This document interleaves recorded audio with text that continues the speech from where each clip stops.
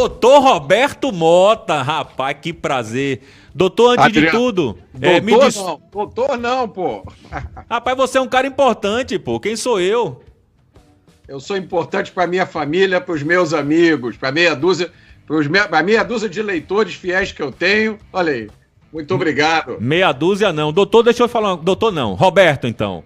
Roberto, infelizmente a gente não vai ter muito tempo, como eu gostaria de bater um papo com você, mas vamos ao cerne da questão, ok?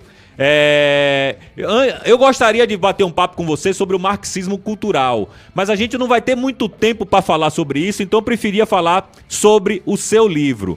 Você, nesse livro aqui, descreve como o Partido Novo foi fundado. E você, como amigo de adolescência do... Como é o nome do cara mesmo que eu esqueci? Do presidente do Novo? João.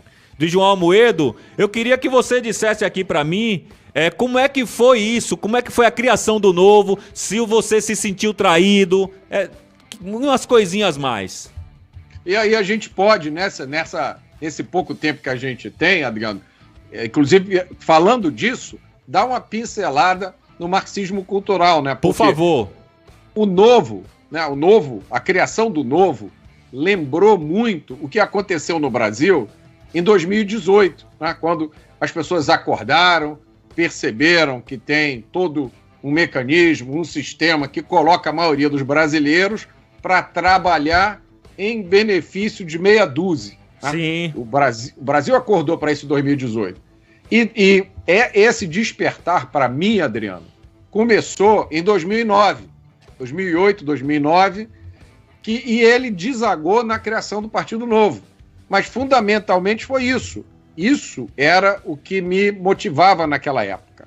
Eu descobri, né, que eu vivia num país onde eu não podia exclusivamente me dedicar ao meu trabalho, a cuidar da minha família, porque se eu fizesse só isso, enquanto eu estava fazendo isso, tinha gente ocupada em dominar o país para usar o país em benefício próprio, né? É verdade. Então a tentativa do Partido Novo foi isso.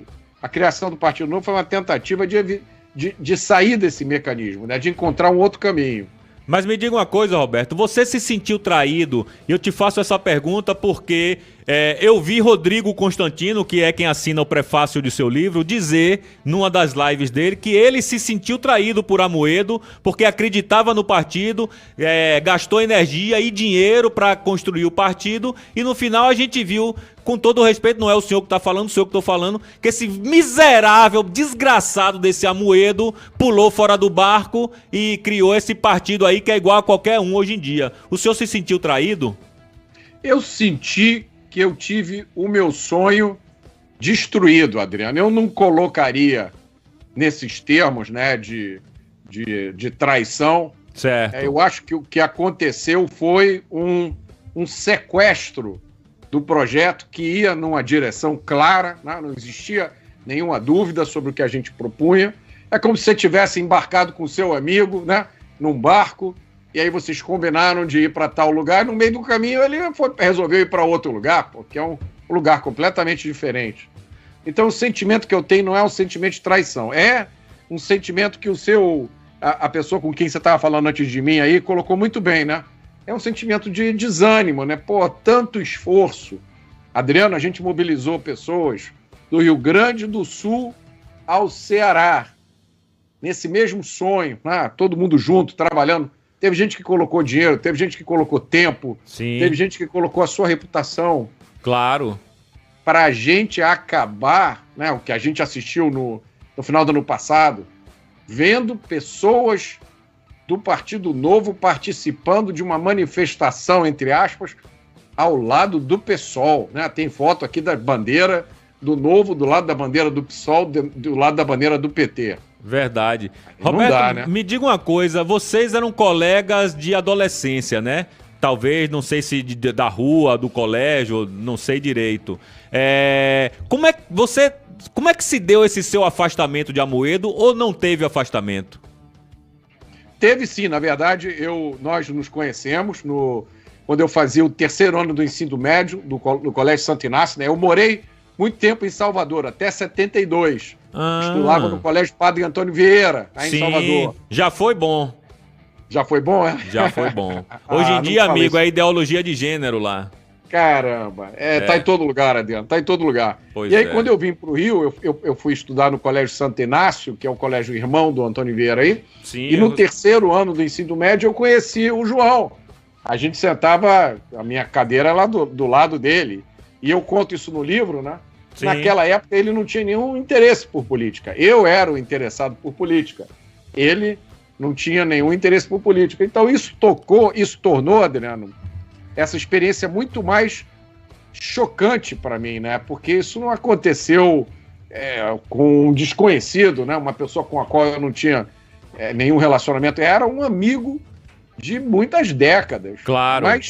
Mas, Adriano, eu tenho certeza que você compartilha comigo dessa opinião, a constatação que eu fiz. A política, ela traz o melhor e o pior das pessoas. É verdade. Ela te aumenta o seu volume no volume máximo, dependendo da música que você toca, né?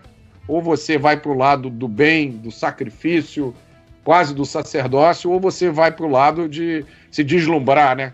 Que é a grande armadilha para quem se envolve com a política, se deslumbrar com ego. Verdade. Doutor não. Roberto, a última pergunta, eu prometo que a gente vai ter mais tempo no futuro para a gente bater um papo aí sim aprofundado sobre o marxismo cultural, mas eu quero saber o seguinte, o Amoedo, ele se transformou numa espécie de ditador, ele esqueceu as próprias regras que ele criou para o próprio partido, você não acha não? Sim, isso tá muito documentado no livro, né? Começou com um episódio do livro em que ele desobedeceu o que o próprio estatuto do partido dizia, né? Isso está escrito no livro, explicado. O estatuto dizia uma coisa e o partido começou a fazer outra, e quando as pessoas questionavam, por que vocês estão fazendo isso se o estatuto diz aquilo? E a resposta era, porque a gente faz o que a gente quer, o que a gente acha certo, então não dá para você pregar uma coisa da porta da casa para a rua e dentro de casa você fazer outra. Verdade. Roberto, irmão, meu tempo esgotou, porque agora vai começar o Hora 360 com o nosso amigo Léo Pirão. Eu agradeço de coração, o senhor engrandeceu muito aqui o nosso programa hoje. Muito obrigado e até a próxima. Obrigado, Adriano. Um abraço a todos, até a próxima. Valeu, irmão, muito obrigado.